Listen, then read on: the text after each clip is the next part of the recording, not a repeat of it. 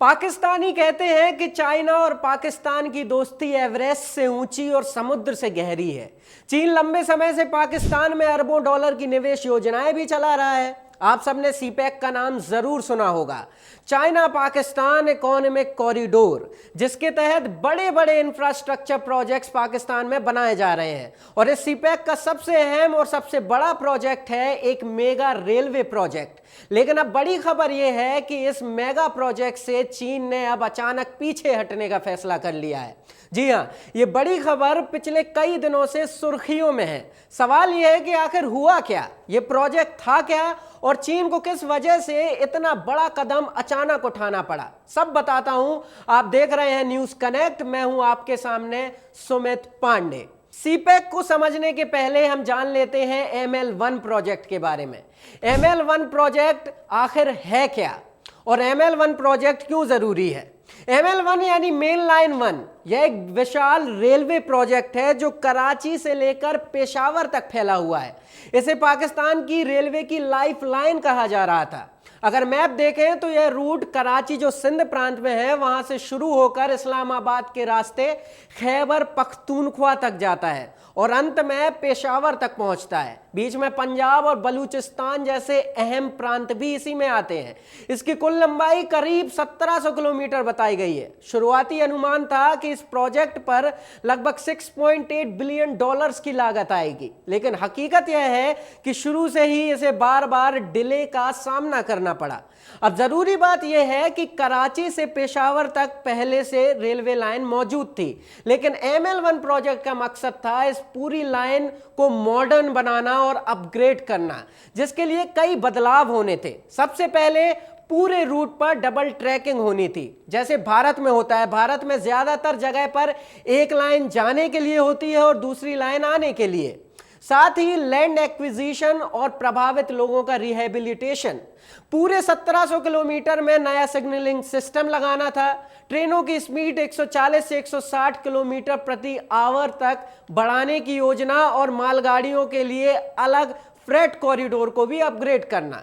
यानी साफ है, यह प्रोजेक्ट पाकिस्तान रेलवे की बैकबोन वाला था। लेकिन आज भी पाकिस्तान का ज्यादातर पैसेंजर और माल इसी रूट से होकर गुजरता है। लेकिन प्रॉब्लम यह थी कि मौजूदा ट्रैक पर पहले ही बहुत ज्यादा दबाव था, इसीलिए अपग्रेड जरूरी था। अगर टाइमलाइन देखें तो 2015-16 में जब सीपैक लॉन्च हुआ, उसी वक्त ML1 को फ्लैगशिप प्रोजेक्ट बनाया गया। सीपैक यानी चाइना पाकिस्तान इकोनॉमिक कॉरिडोर, जो ग्वादर पोर्ट से लेकर पाकिस्तान अधिकृत कश्मीर तक जाता है। और इस पूरे कॉरिडोर में ML1 सबसे बड़ा इंफ्रास्ट्रक्चर प्रोजेक्ट माना गया, जिससे पाकिस्तान की इकोनॉमी को तेजी से आगे बढ़ाने का सपना था। लेकिन हकीकत यह है कि पिछले 4-5 सालों तक सिर्फ डिले ही डिले होते रहे। सबसे पहले तो लागत बढ़ती गई। जब कोई प्रोजेक्ट 5 साल तक लटक जाए तो शुरुआती अनुमान 6-7 बिलियन डॉलर अपने आप बढ़कर कहीं ज्यादा हो जाता है। दूसरी बड़ी दिक्कत थी सोवरेन गारंटी। चीन चाहता था कि अगर उसके निवेश में नुकसान होता है तो पाकिस्तान गारंटी दे, लेकिन पाकिस्तान इसके लिए तैयार नहीं था। ना पैसे चुकाने की गारंटी, ना जमीन गिरवी रखने का भरोसा। आप सबने देखा ही होगा कि श्रीलंका में हम्बनटोटा पोर्ट इसी तरह चीन के हाथ चला गया था और पाकिस्तान वैसे हालात से डरता था। फिर आया सिक्योरिटी का मुद्दा। 2023-24 में चीनी वर्कर्स पर बार बार टारगेटेड अटैक्स हुए।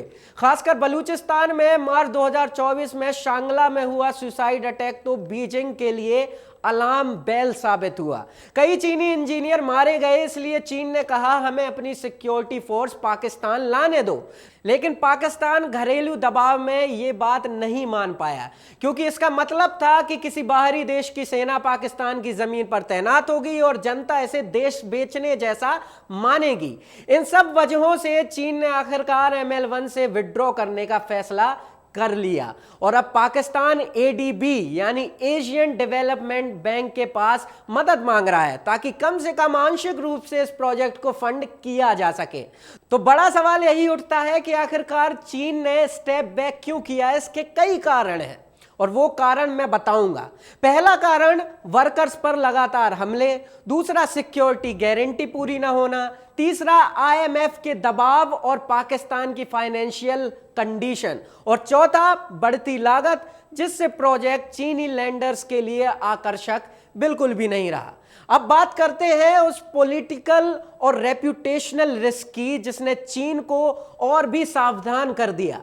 पाकिस्तान में लगातार हो रहे अटैक्स के चलते बीजिंग पर घरेलू दबाव बढ़ रहा था क्योंकि चीनी वर्कर्स मारे जा रहे थे। हाई प्रोफाइल कैजुअलिटी से चीन के बेल्ट एंड रोड इनिशिएटिव की इमेज को बड़ा झटका लगा। यही वजह थी कि चीन ने तय किया कि वह अब ML1 से पीछे हटेगा, लेकिन यह पूरी तरीके से नो एंट्री नहीं है, बल्कि एक तरीके का स्ट्रेटेजिक रिकैलिब्रेशन है। चीन अब चाहता है कि रिस्क अकेले ना उठाए, बल्कि ADB जैसे मल्टीलैटरल बैंक भी इसमें पार्टनर बने। पाकिस्तान की स्थिति यह है कि उसे अब ADB से लगभग $2 बिलियन का लोन चाहिए। यह रकम पूरे प्रोजेक्ट के लिए काफी नहीं है, लेकिन कम से कम कराची से रोहरी सेक्शन पर काम शुरू हो सकेगा। यह हिस्सा पाकिस्तान के लिए बहुत अहम है। यहीं से इनलैंड फ्रेट कराची पोर्ट तक जाता है और बलूचिस्तान की रेकोडिक गोल्ड और कॉपर माइनिंग का आउटपुट भी इसी रास्ते से बंदरगाह तक लाया जा सकता है। यानी पहली बार सीपैक के किसी कोर प्रोजेक्ट को चीन के बजाय ADB जैसी मल्टीलैटरल एजेंसी फंड करेगी। अब सवाल है कि इसका असर क्या होगा। इंफ्रास्ट्रक्चर सिर्फ आंशिक प्रगति होगी, पूरा ML1 और अब देर से बनेगा। पाकिस्तान की इकोनॉमी पर नेगेटिव असर पड़ेगा, जॉब क्रिएशन और रेवेन्यू बेनिफिट पोस्टपोन होंगे। फिस्कल पॉलिसी के मामले में ADB कड़े ट्रांसपेरेंसी और प्रोक्योरमेंट रूल्स लागू करेगा जो चीन के तरीके से अलग है। सीपैक मोमेंटम को अगर देखा जाए तो चीन का एक्सक्लूसिव होल्ड कमजोर होगा और फंडिंग सोर्सेज में डाइवर्सिफिकेशन आएगा। सिक्योरिटी का मुद्दा अभी भी वही है। चीन ने ML1 से हटने का फैसला लिया है, लेकिन पाकिस्तान में उसके और भी कई इन्वेस्टमेंट्स हैं। वहां मौजूद वर्कर्स पर अगर फिर से हमले हुए तो दबाव और बढ़ेगा। कई लोग पूछ रहे हैं कि क्या इस सब में भारत का हाथ तो नहीं है। हाल ही में PM मोदी और शी जिनपिंग की मुलाकात भी हुई थी, लेकिन सच यही है कि यह फैसला भारत की वजह से नहीं बल्कि पाकिस्तान की सिक्योरिटी और फाइनेंशियल रिस्क की वजह से हुआ। भारत अब भी सीपैक का विरोध करता है क्योंकि यह पाकिस्तान अधिकृत कश्मीर से होकर गुजरता है। बड़ी तस्वीर देखें तो चीन और पाकिस्तान का रिश्ता टूटा नहीं है, बस रिकैलिब्रेट हुआ है। ग्वादर, एनर्जी और डिफेंस में चीन अभी भी बड़ा खिलाड़ी है, लेकिन ML1 से चीन का हटना सीपैक और BRI नैरेटिव को झटका दे सकता है। साथ ही ADB और वेस्टर्न बैक्ड इंस्टीट्यूशंस को पाकिस्तान में नई स्पेस मिल रही है। अब पाकिस्तान के लिए इसके आगे क्या है वो देखना होगा। हो सकता है चीन और पाकिस्तान फिर बातचीत कर लें और चीन किसी हिस्से में दोबारा एंट्री करे, या फिर ADB और बाकी फंडिंग एजेंसीज मिलकर प्रोजेक्ट को टुकड़ों में आगे बढ़ाएं। फिलहाल इतना साफ है कि ML1 से चीन का पीछे हटना एक टर्निंग पॉइंट है। यह पाकिस्तान की सिक्योरिटी थ्रेट्स, उसकी आर्थिक परेशानियां और बीजिंग की सावधानी तीनों को उजागर करता है। आगे के लिए बने रहिए हमारे साथ, देखते रहिए न्यूज़ कनेक्ट। मैं हूं आपके साथ सुमित पांडे।